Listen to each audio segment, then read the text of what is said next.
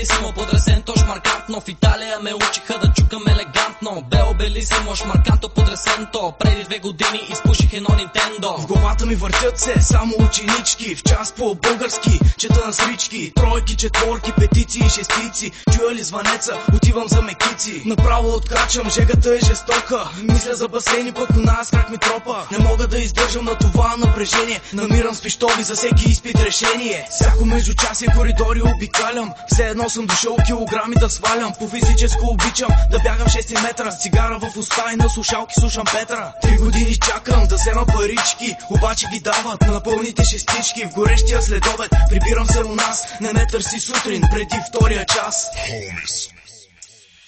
Звънеца за влизане, аз съм още от дома.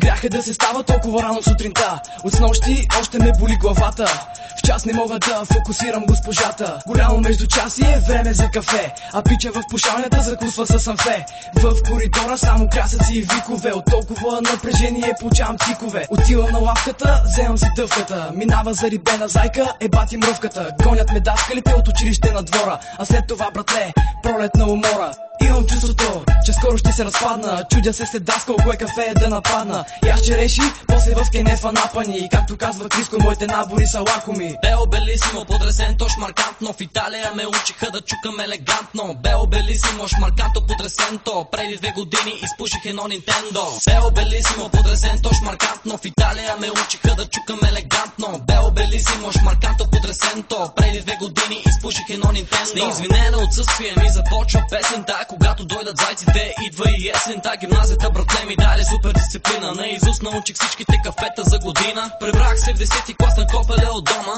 Точно тогава за мене почваше купона. Къде си хоро, пита майка ми, пиян парам в антрето. Баща ми вика, де сбъркахме с детето. В 11 клас, братле, малко се очовечих и на доста зубърчета да завършат им попречи. В 12 клас отидох точно 3 пъти на даскал. На бала няма да ти казвам, ставам супер мазал. Ти си майска роза, ама аз съм пиян. Каскетен де ми пипа, че ще взема направа бяла пастет. В даскало ще ме запомнят на ниво ниско. В дирекцията написах, тук учеше Криско.